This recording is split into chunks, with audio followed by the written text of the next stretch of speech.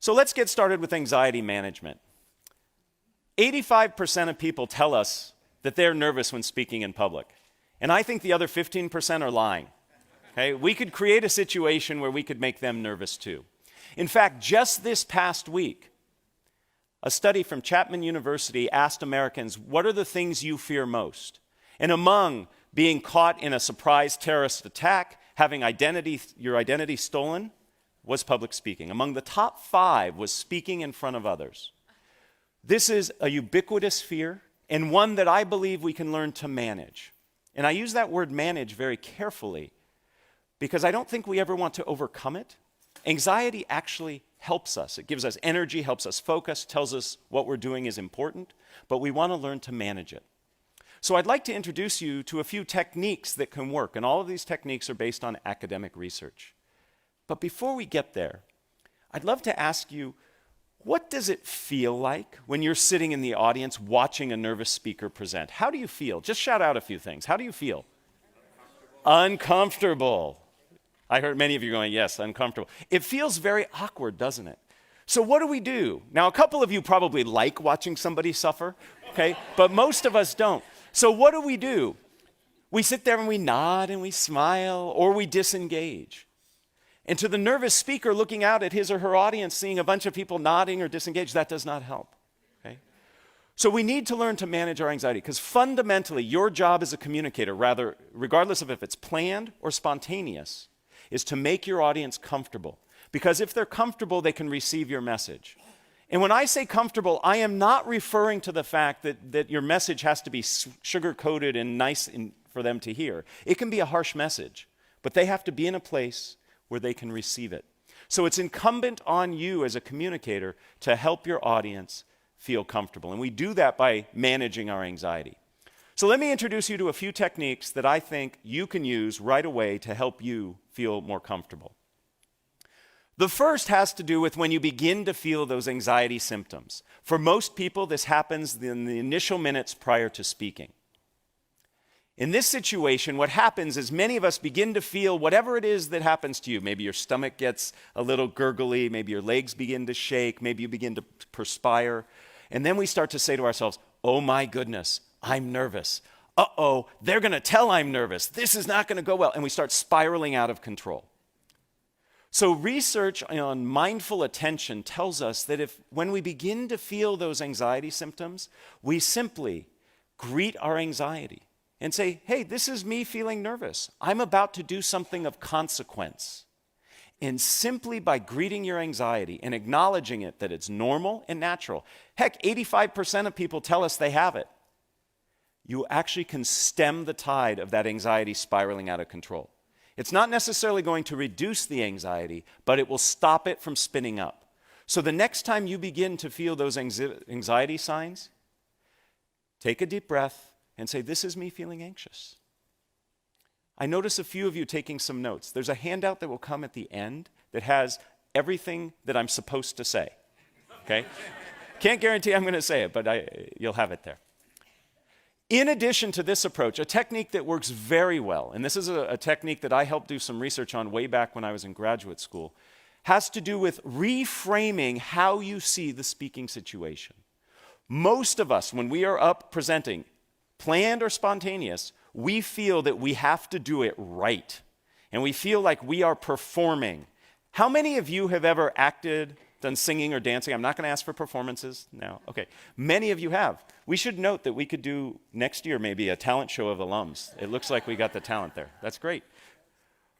So when you perform, you know that there's a right way and a wrong way to do it.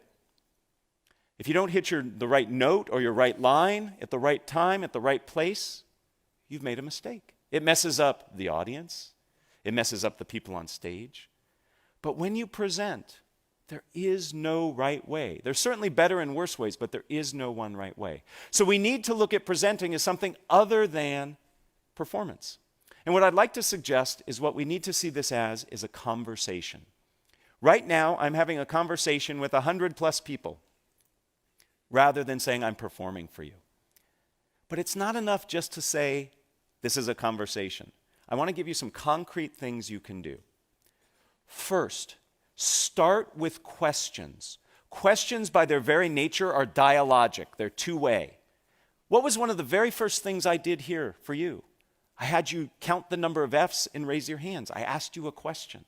That gets your audience involved. It makes it feel to me as the presenter as if we are in conversation. So use questions. They can be rhetorical, they can be polling. Perhaps I actually want to hear information from you. In fact, I use questions when I create an outline for my presentations. Rather than writing bullet points, I list questions that I'm going to answer. And that puts me in that conversational mode. If you were to look at my notes for today's talk, you'll see it's just a series of questions. Right now I'm answering the question, how do we manage our anxiety? Beyond questions, another very useful technique for making us conversational is to use conversational language. Many nervous speakers distance themselves physically. If you've ever seen a nervous speaker present, he or she will say something like this, "Welcome, I am really excited to be here with you." They pull as far away from you as possible because you threaten us, speakers. You make us nervous, so we want to get away from you. We do the same thing linguistically. We use language that distances ourselves. It's not unusual to hear a nervous speaker say something like, "One must consider the ramifications," or "Today we're going to cover step 1, step 2, step 3. That's very distancing language. To be more conversational, use conversational language. Instead of "one must consider," say, "This is important to you. We all need to be concerned with." Do you hear that inclusive conversational language? Has to do with the pronouns. Instead of step 1, step 2, step 3. First, what we need to do is this. The second thing you should consider is here. Use conversational language. So being conversational can also help you manage your anxiety.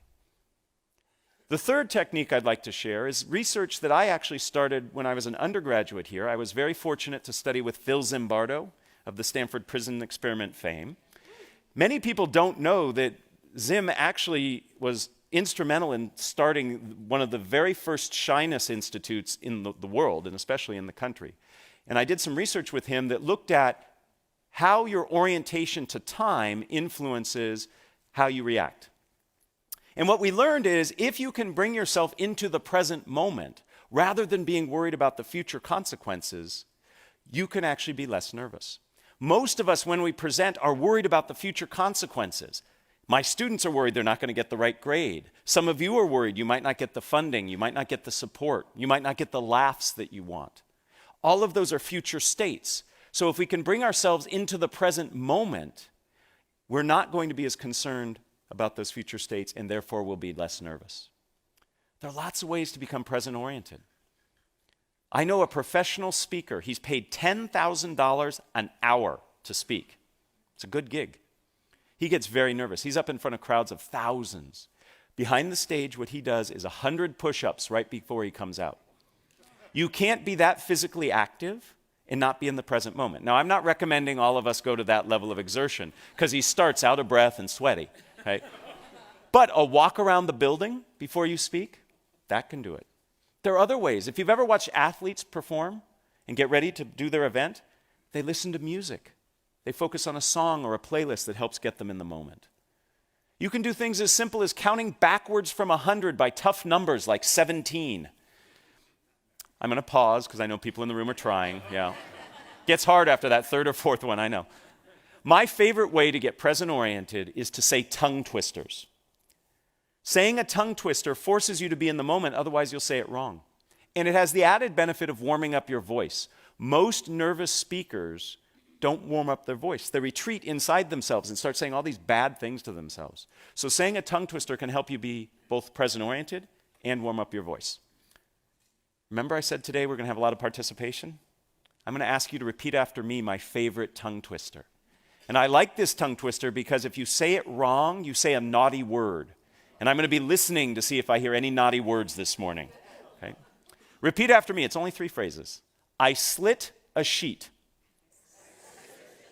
A sheet I slit. And on that slitted sheet I sit.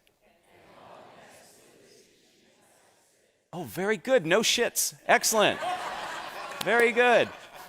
Now, in that moment, You weren't worried about, I'm in front of all these people, this is weird, this guy's having me do this. You were so focused on saying it right and trying to figure out what the naughty word was that you were in the present moment. That's how easy it is. So it's very possible for us to manage our anxiety. We can do it initially by greeting the anxiety when we begin to feel those signs.